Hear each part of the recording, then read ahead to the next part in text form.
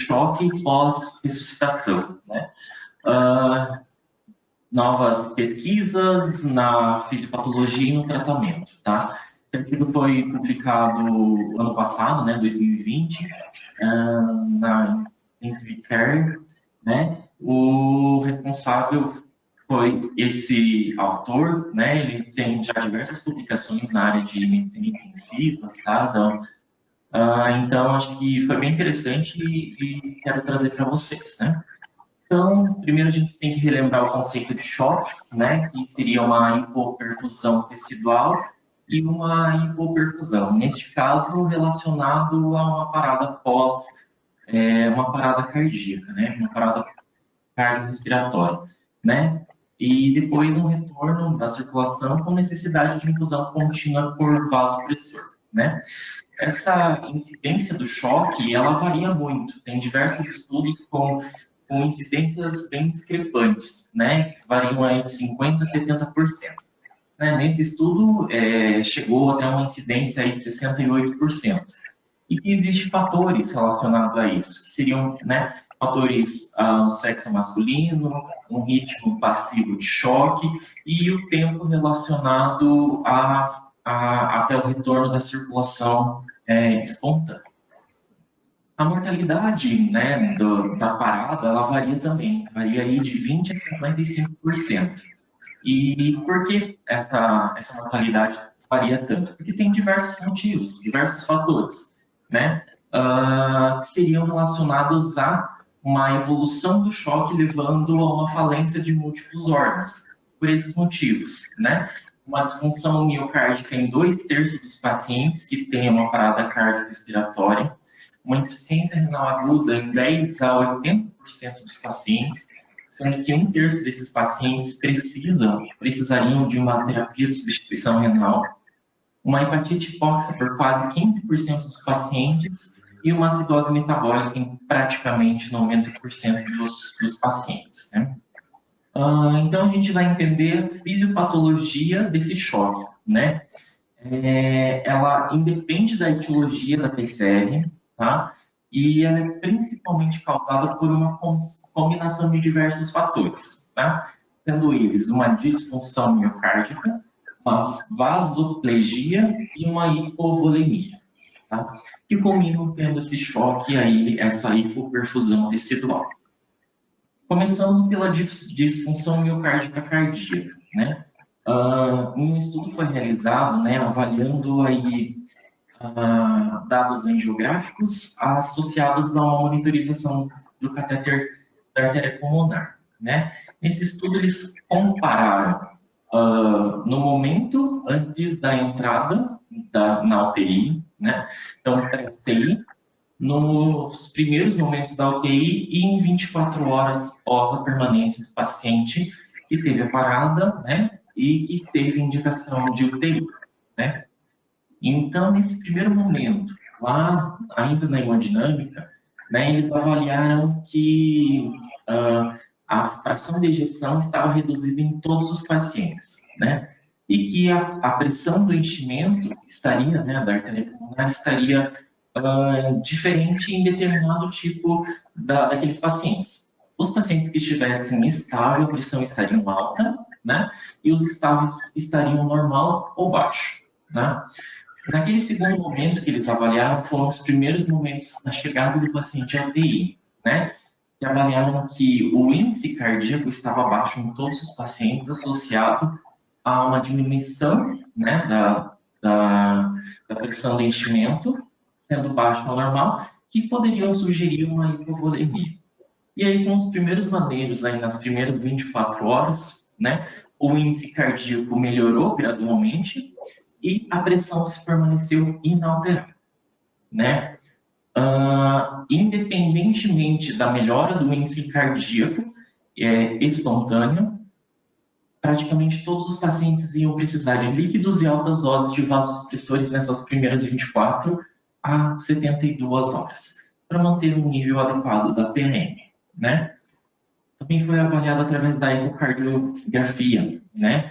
Foi demonstrada uma disfunção do miocárdio pós a PCR em praticamente todos os pacientes, né, 70%. E o padrão dessa disfunção, né, ventricular esquerda, seja sistólica ou diastólica, de maneira precoce e transitória, né? A gente pode considerar como um atordoamento do miocárdio. E, assim, principalmente, né, é óbvio, se caso for de origem isquêmica essa PSTEC. Além disso, né, essa disfunção diastólica miocárdica, ela pode ser agravada pela própria manobra de ressuscitação, né, através das desfibrilações repetidas, principalmente se a corrente for monofásica, e também o que eles dizem uma cardiopatia adrenérgica pelo uso da adrenalina durante os ciclos de RCP, né? Lembra que eu comentei, a gente tinha alguns principais pontos, né? Então, primeiro, a disfunção miocárdica, o segundo, a vasoplegia, né? Existem dois principais mecanismos que a gente consegue justificar nessa vasoplegia, causada, né, pela sepse. Seria uma disfunção endotelial por dois principais motivos, né? Em primeiro lugar, um acúmulo de neutrófilos, uma interação de neutrófilo endotelial e ativação de neutrófilos em microvasos, após essa isquemia e reperfusão, né? Todo esse acúmulo de citocinas aumenta uma transsudação do óxido nítrico sintase, né, de maneira induzida. A gente tem que lembrar que existem essas enzimas que são dependentes de citocinas, né? Eu coloquei um esqueminha aqui que mostra que quando você estimula essa enzima, a óxido nítrico sintase, ela vai entrar numa cascata de reações fazendo que ocorra na célula muscular lisa um relaxamento. Então, nesse primeiro mecanismo, aumentando a quantidade, né, do óxido nítrico sintase, você faz com que você estimule esse relaxamento da musculatura, fazendo uma vasoplegia.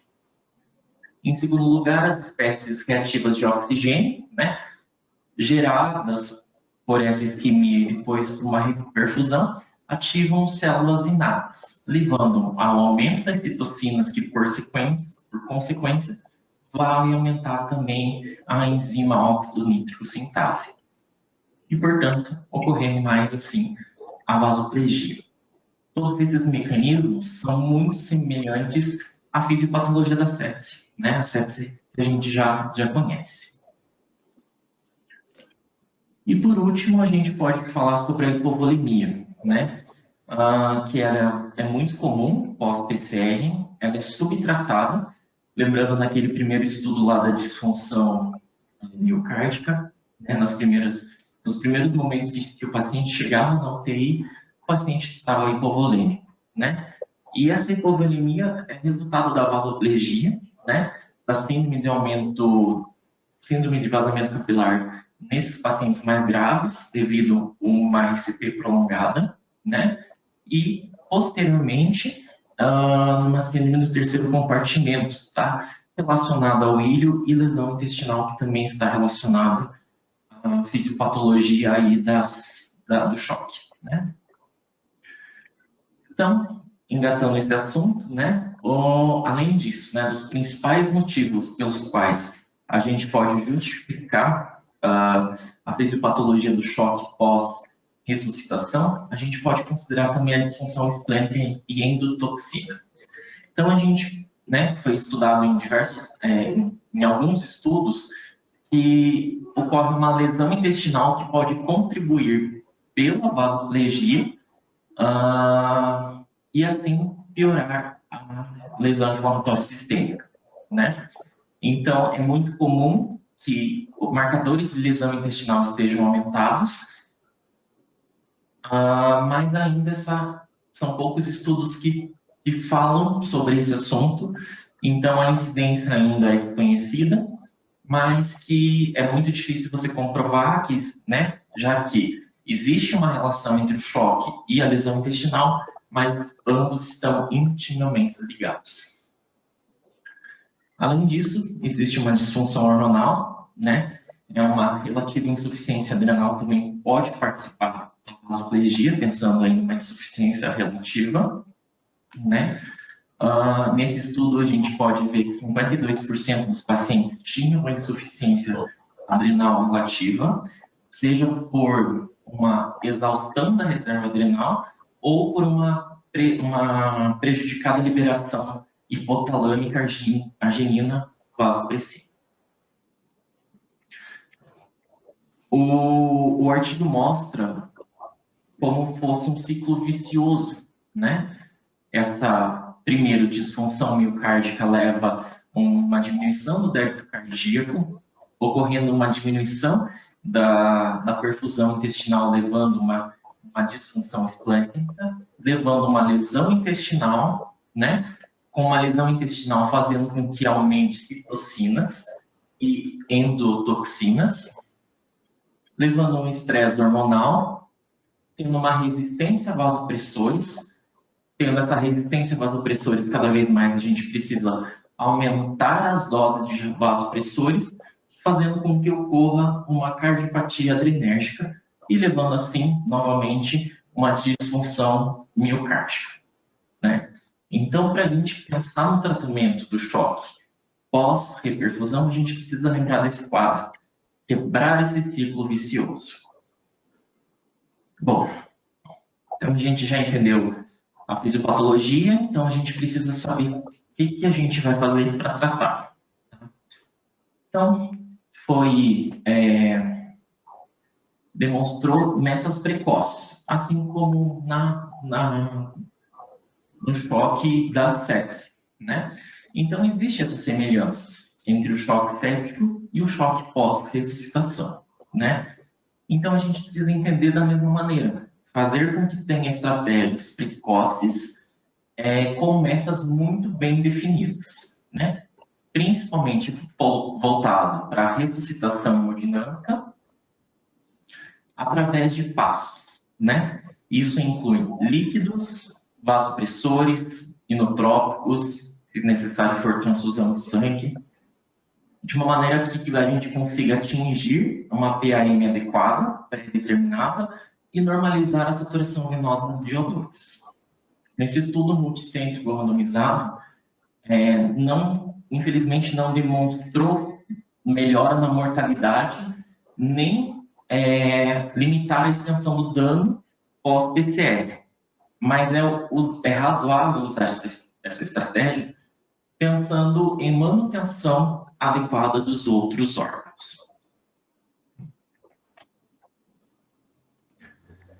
Então, eles colocou esse quadro, tá, de um manejo hemodinâmico, né? A gente quer lembrar de manejo de choque, né? Saber se o paciente é fluido responsivo, caso for administração de fluidos.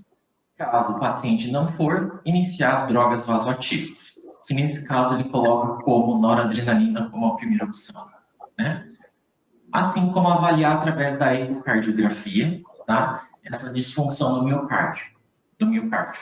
Caso não tenha, apenas droga vasoativa. Caso apresente qualquer disfunção, iniciar inotrópico, pensando no buta ou outra forma de tratamento. Então, já dei um spoiler em relação a drogas vasoativas, né? Então, a gente precisa relembrar aqui da fisiopatologia que um dos motivos seria a vasoplegia, né? Causando esse choque. Então, o uso de vasopressores é muito adequado nesse momento, tá? Noradrenalina é a droga de escolha, de primeira linha, a fim de evitar efeitos arritmogênicos, tá? E a do buta é um inotrópico, pensando naqueles que têm disfunção miocárdica pós-reanimação. Diversos estudos mostraram a dose e a maneira com que você deveria usar, né? Então, a dose eficaz seria 5 microgramas por minuto, né? Pensando numa dose ideal, né? Menor que isso não teria efeito inotrópico, né? Não teria efeito nesse estudo, e doses maiores aumentariam o consumo de O2 pelo miocárdio, que também não seria ideal, né? Existem outras alternativas, como levosmidan ou mirinona, mas ainda não tem nenhum estudo que faça essa comprovação. Bom, qual seria nosso alvo de PAM para esse caso, né, nesse paciente? Então, a gente sabe que hipotensão está associada a desfechos neurológicos ruins, e a gente também tem que lembrar que pacientes pós-PCR têm alteração da autorregulação do fluxo sanguíneo, né? Se a gente relembrar daquela tabela que faz com que a gente tenha pequenas alterações de pressão, não tenham alterações de fluxo, nesse caso, se perdeu a autorregulação. Então, nós somos responsáveis pela pressão média, né, a fim de fazer com que tenha um fluxo adequado sanguíneo, né, fluxo sanguíneo cerebral adequado. Né. Nesse estudo, foi demonstrado em 120 pacientes, né, a avaliação aí da PAM normal baixa ou normal alta, eles não afetaram o nível da hemoglobina específica para neurônios, né? Nem a mortalidade. Então, tem diversos estudos que comprovam, que ainda não comprovam qual seria a PAM adequada, né? Então, nesse estudo, né, a gente pode ver que não teve diferença nem na mortalidade, nem no prognóstico do doente. Bom, paciente pós-PRCR, a maioria deles estão entubados, né? Então a gente tem que, vários estudos falam que a gente precisa manter eles em ventilação mecânica de uma maneira protetora, né? Com volumes correntes mais baixos, menores que 6 ml por quilo, independentemente do desfecho neurocognitivo, né? E a gente tem que evitar hipoxemia ou hipercapnia, né? A gente tem que relembrar de que o CO2 é extremamente prejudicial para uma lesão cerebral, então é uma forma também a gente proteger lesões cerebrais secundárias, né? Nesse estudo, né, multicêntrico randomizado, o intervalo de PCO2 e PO2 durante as primeiras 36 horas não afetou o nível sérico de hemolásia, né? Então, PCO2 normal e peróxida moderada, melhor oxigenação cerebral, né? Evitar hipoxemia e hipercapnia. Além disso, né, muito se fala sobre qual a temperatura, terapia aí de hipotermia também, né? Então, é sugerido nesses pacientes que tenham uma PCR que tenha sido fora do hospital, né, com ritmo passivo de choque e que permaneceram comatosos aí depois do retorno.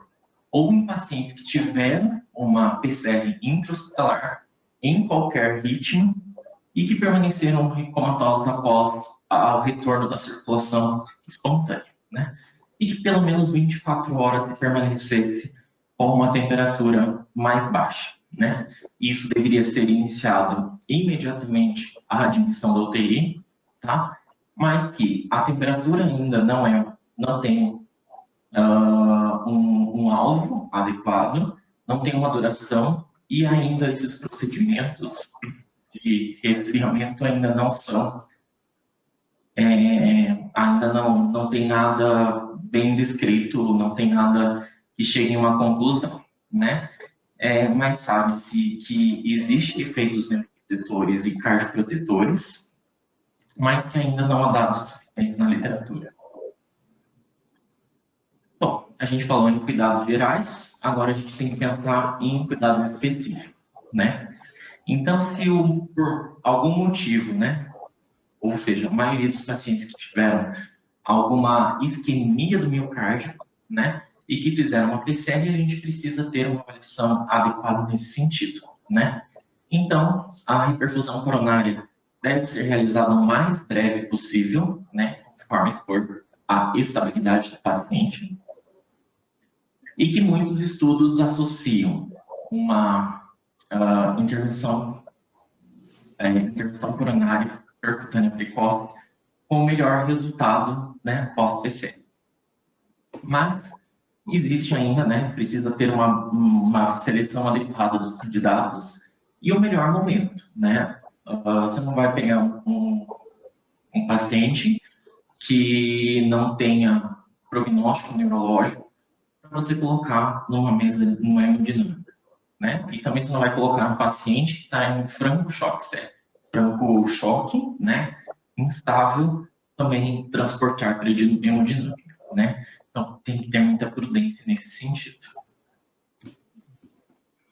E também, né, um tratamento específico, adequado, uma circulação extracorpórea, né, caso aqueles pacientes que tenham uma forma mais grave do choque, né, quando ainda o prognóstico neurológico é favorável, né, como, por exemplo, o balão, né, uma forma ainda de uma ponte para que você tenha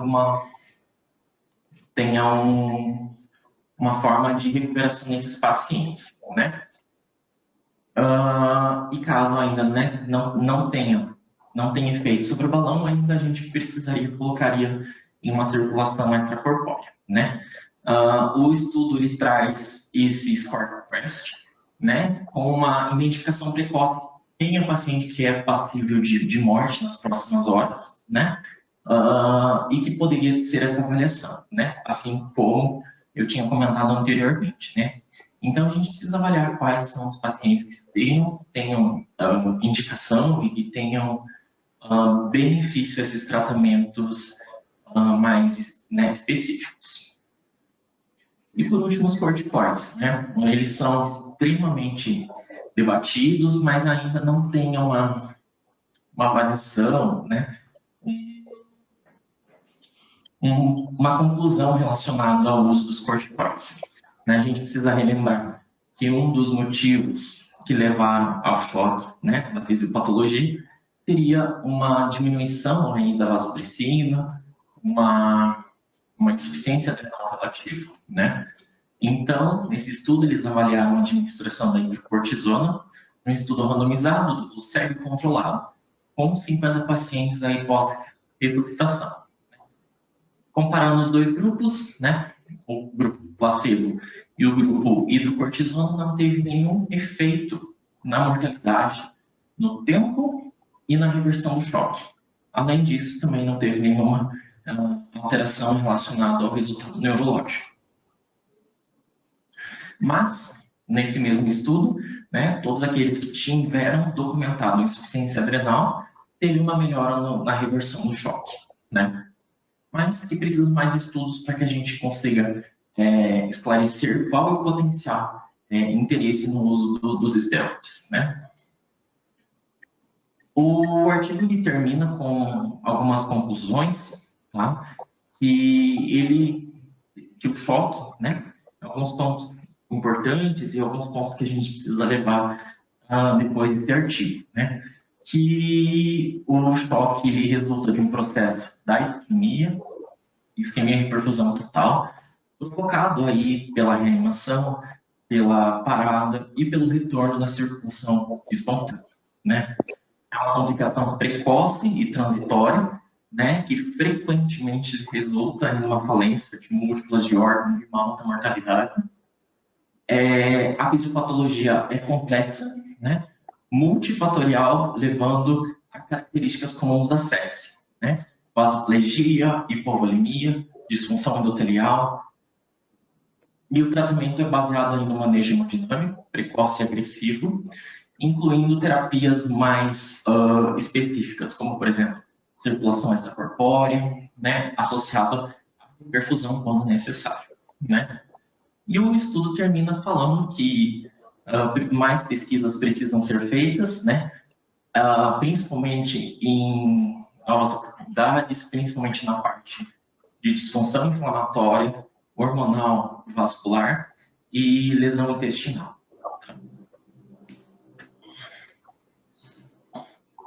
Isso aí.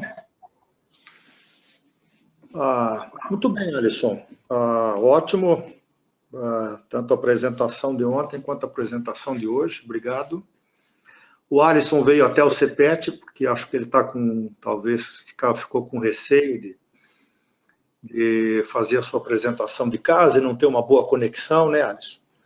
Isso, meu computador ele não está conectando a internet, e aí usar o 3G eu acho que seria um pouco... Não, legal. Né? Então, eu acabei resolvendo ficar melhor. Isso também é uma falta de... É uma demonstração de respeito com todo mundo que veio aqui te escutar. Muito bem. Eu queria dizer primeiro que eu acho que eu tive que dar um tempinho para poder ir numa reunião. Eu esqueci de falar, de apresentar esse novo momento da reunião, né?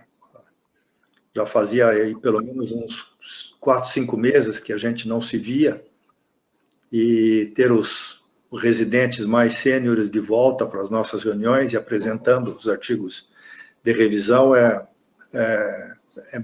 muito gostoso. Eu gosto de todos os momentos das nossas reuniões, mas esse em especial, que a gente reserva essa segunda parte da reunião de quarta-feira, é talvez aquele momento que eu mais aprendo, porque eu rapidamente seleciono alguns artigos de revisão das principais revistas médicas relacionados com medicina intensiva, e a maior parte deles eu não os leio antes de distribuir para vocês.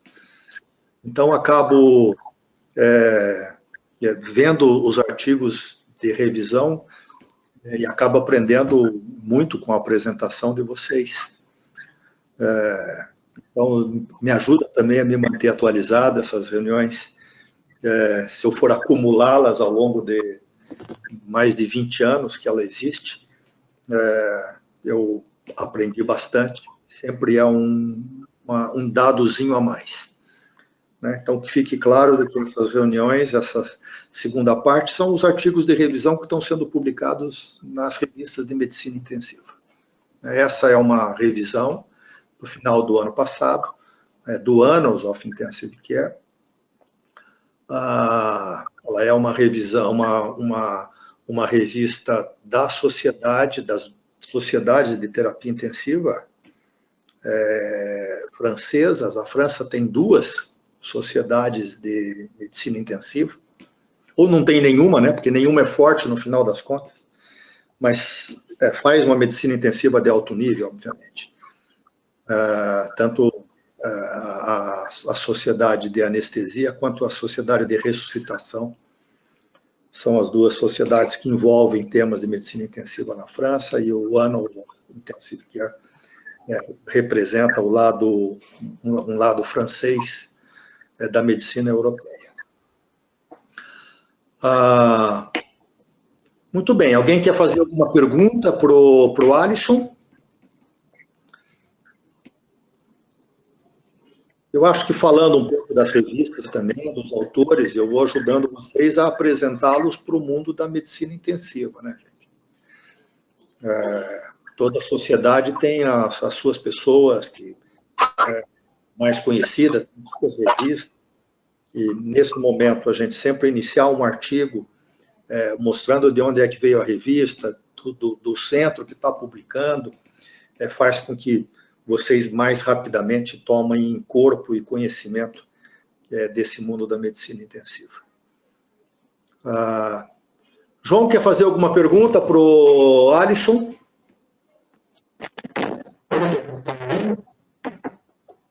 Tá falhando, acho que você está com dificuldade.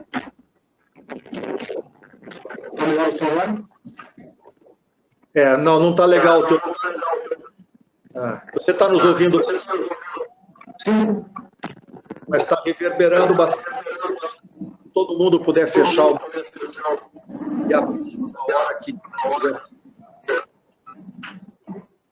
Tá bom?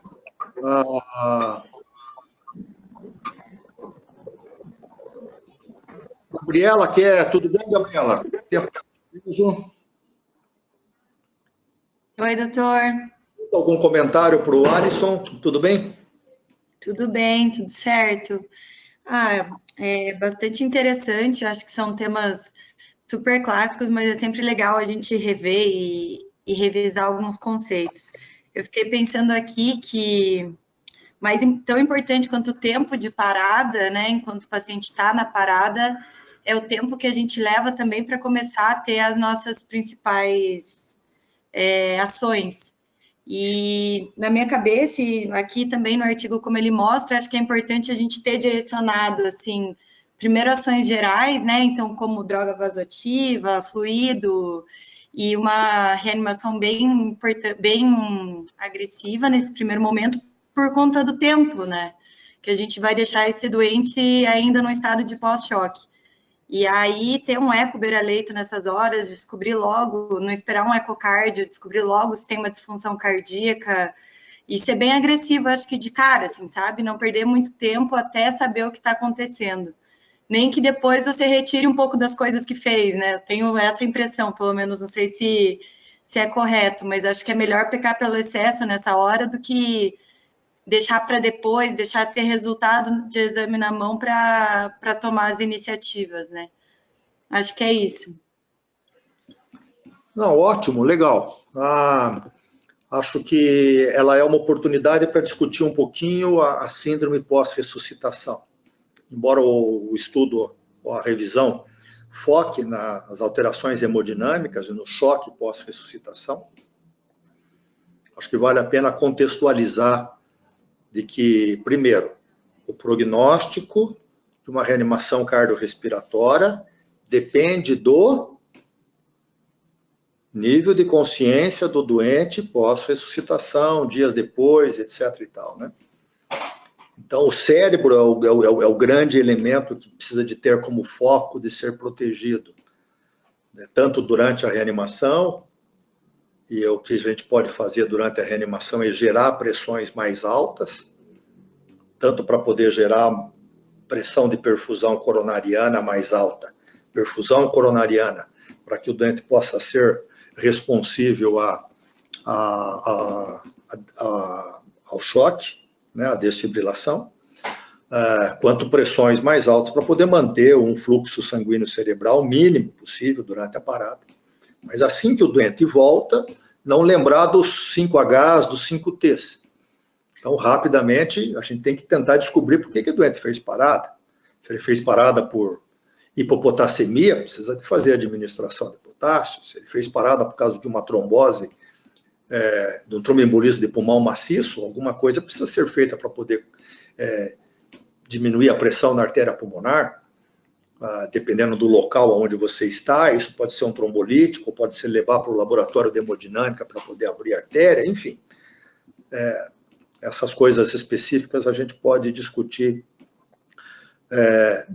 na sequência ou em momentos em que cada um desses temas vier. Mas essa deve ser a atividade principal da beira do leito, assim que o doente tem o retorno da circulação espontânea. O cérebro é fundamental. Nós, durante 10 anos, fizemos hipotermia, já faz 6, 7 anos, desde a publicação do TTM, que a gente não faz mais hipotermia. E a minha impressão pessoal é de que a gente tem que esperar o TTM2, que deverá ser, está recrutando doentes ainda, mas nesse momento é não deixar o doente fazer febre, né? Agora, esse doente precisa de garantir uma boa perfusão cerebral. Então, até a publicação do ComaCare, que eu abri aqui, né, o ComaCare é um estudo que está publicado em 2018 por um grupo finlandês, comparando 123 doentes.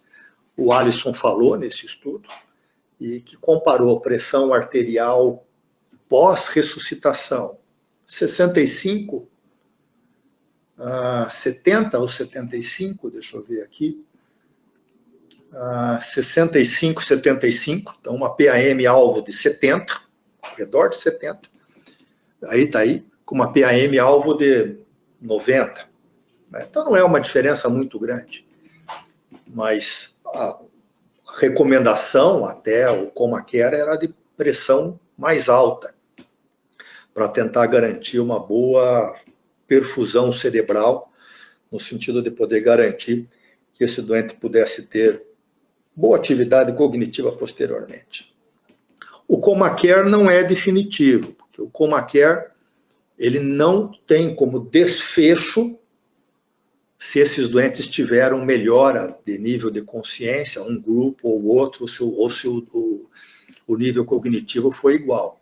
O desfecho foi enolase. Enolase é um biomarcador de lesão neurológica e se pressupõe de que, não tendo havido alteração na enolase, também não deve ter havido diferenças no nível de lesão cerebral.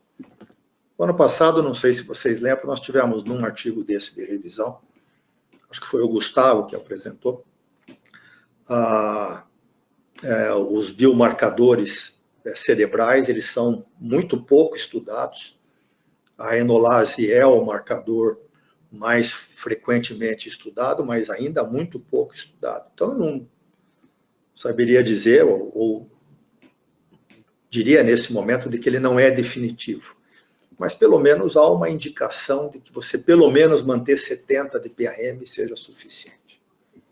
Então, não deixam de fazer os 5Hs, buscar os 5Ts e ter como foco uma boa perfusão cerebral, ou seja, pelo menos uma PAM de 70 milímetros de mercúrio, para poder garantir isso.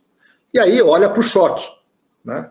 E aí o choque tem esse mecanismo fisiopatológico, que daí, pegando um gancho da aula de ontem, o mecanismo de choque, de hipotensão pós-parada é uma síndrome pós-parada que envolve fundamentalmente uma lesão de injúria-reperfusão.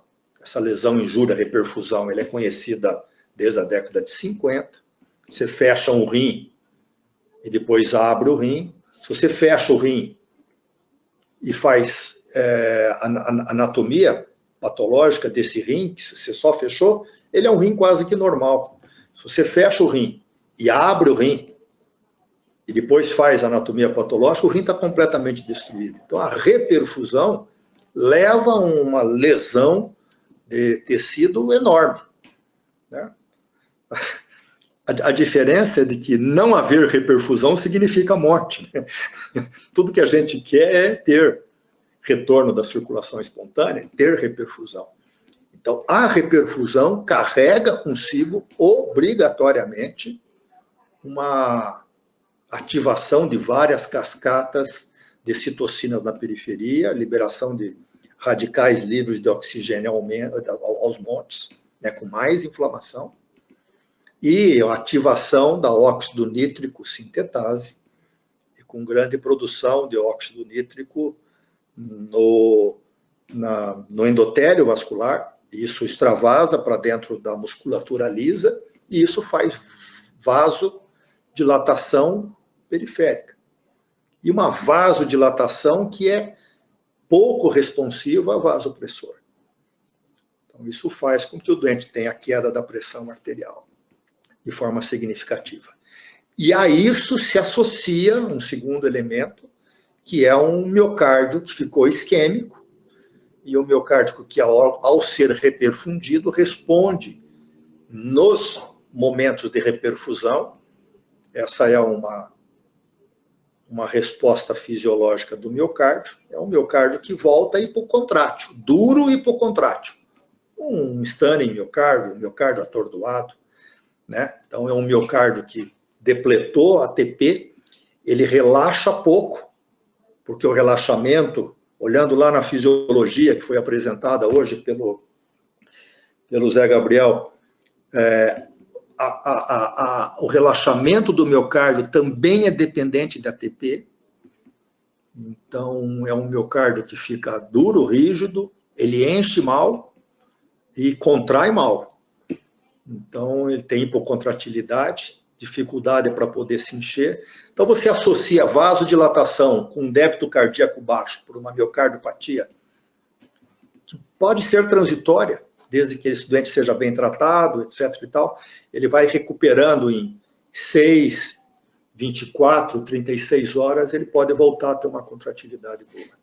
Cada vez mais, esse miocárdio pode estar sofrendo também por uma injúria por estresse, por hipercatecolamia, catecolaminemia, pelas diversas injeções de adrenalina que a gente faz. Né? Aí aquilo que a Gabriela falou, quanto mais rapidamente a gente atua na reanimação, quanto mais rapidamente você tem retorno da circulação espontânea, menos lesão cerebral você tem, menos injúria de reperfusão você tem, menos cascata de citocinas e menos miocárdio atordoado. Quanto mais tempo, mais essas alterações pós-parada nós teremos. E aí, pós-parada, se a gente imaginar que fisiopatologicamente esse choque está relacionado com vasodilatação periférica e com distúrbio do miocárdio, como é que eu reperfundo o tecido periférico? Então, eu olho para o volume, se não tem hipovolemia associada, pode ter hipovolemia associada. Geralmente tem hipovolemia, mesmo que o doente não tenha perda de volume, porque se você fez vasodilatação, aumentou o continente, o conteúdo fica pequeno, então você precisa habitualmente de fazer reposição de volume. Esse quadrinho é uma linha guia, mas administração de volume, vasopressor, você tem que ter uma PAM mínima, né? Objetivando, segundo o ComaCare, pelo menos 70 de PAM. Né? Pode ser até que você eventualmente precise de mais, se o doente tiver um passado de hipertensão, por exemplo. Doentes hipertensos, mal controlados, precisam de pressões arteriais maiores. Eu não tenho detalhes do ComaCare, eu só estou vendo o ComaCare aqui com o abstract, mas sou capaz de apostar que eles retiraram da amostra doentes que tinham hipertensão arterial crônica descompensada. Né? Então, esses doentes não são habitualmente estudados nos ensaios clínicos. Mas, tomando por base pelo menos 70 de PAM. Então, volume com vasopressor, volume com vasopressor. Volume com vasopressor, aumentou a PAM acima do que 70, ele continuou com algum sinal de hipoperfusão, a eco pode ajudar. Ele tem um componente de miocardiopatia geralmente associado, se você tiver a eco, isso vai praticamente definir. Então, aí, o início de um inotrópico, de uma dobutamina, tem importância para poder aumentar fluxo, olhando para a perfusão. Acho que daí ele entra nessa fase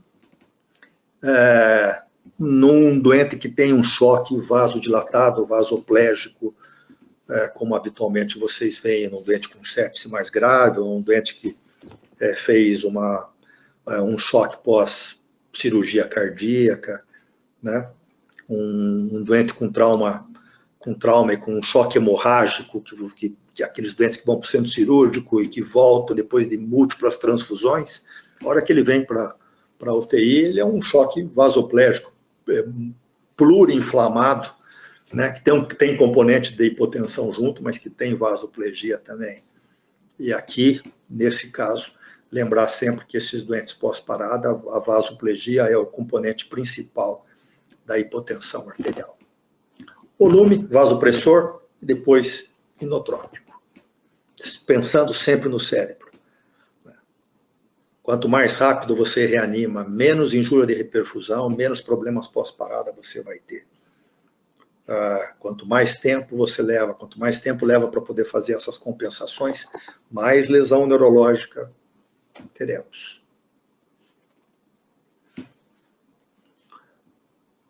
Alguém quer fazer alguma complementar? Senão eu já pediria para que quem que vai apresentar o próximo é a Amanda. Amanda, quiser ir colocando a sua... Doutor, boa tarde. É o Bruno. Tudo bem? O João está com problema no microfone dele, então ele mandou no chat uma pergunta. Ele está perguntando se esse paciente pós-parada, se vale a pena tentar, para neuroproteção, manter ele 24 horas sedado pós-PCR, ou deixa ele ficar, né, esperar o despertar dele. É a pergunta que ele fez no chat. Eu diria para você que praticamente todos os protocolos hoje, eles, se o doente tem retorno da circulação espontânea, em até 30 minutos ele não tem retorno do nível de consciência, ele deve ser mantido sedado, né? Eu não vejo, aí pessoalmente, já que isso não foi testado, nenhuma necessidade se o doente tiver. Mas aí é uma visão muito, muito pessoal minha. Eu, há 2 anos atrás, estive numa mesa com outros neurointensivistas internacionais, inclusive, alguns defendendo sedação, eu defendi não sedação. Eu não acho que a sedação seja neuroprotetora, né?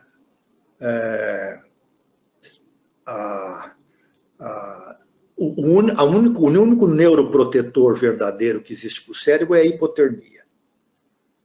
E ela carrega consigo efeitos colaterais que sobrepujam, do ponto de vista clínico, a sua neuroproteção. A sedação, ela só é neuroprotetora na medida em que você diminui o consumo de oxigênio cerebral. Diminuindo o consumo de oxigênio cerebral, você causa uma vasoconstrição, uma diminuição da volemia intracerebral e um controle da pressão intracraniana. Ok? Então, fisiologicamente, ela só tem sentido de ser feita para o doente que tem aumentos significativos da pressão intracraniana. Se o doente não tiver aumentos significativos da pressão intracraniana, esse doente pode ter, eu não estou dizendo que o doente possa ser deixado agitado, que você vai colocar ele sentado, etc. e tal. Mas as recomendações mais recentes são de sedação leve para esses doentes, né? Uma sedação que possa permitir que ele seja bem acoplado no respirador, sem brigar com o respirador, que fique sonolento, com um RES -1, -2, é bastante suficiente para essas primeiras 24 horas. A maior parte do pessoal gosta de deixar que está fazendo alguma coisa para o doente. Vamos deixar ele em coma durante 24, 48 horas. Às vezes a gente brinca lá, estão deixando em coma porque não tem outra coisa para poder fazer. Né? Mas, enfim, não sei se consegui te responder, João. Não tem sentido, não tem sentido fisiológico, e nem tem estudos mostrando que sedação profunda induzir coma para um doente que não tem hipertensão intracraniana, que ela possa proteger o cérebro. Uma leve sedação, cada vez mais nós estamos indo no caminho de deixar o doente neurocrítico com a sedação habitual de um RES -1, -2. Ok? Não sei se vocês lembram, hoje a Laisla, vocês que são aí mais, os sêniores não viram a aula hoje de fisiologia neurológica,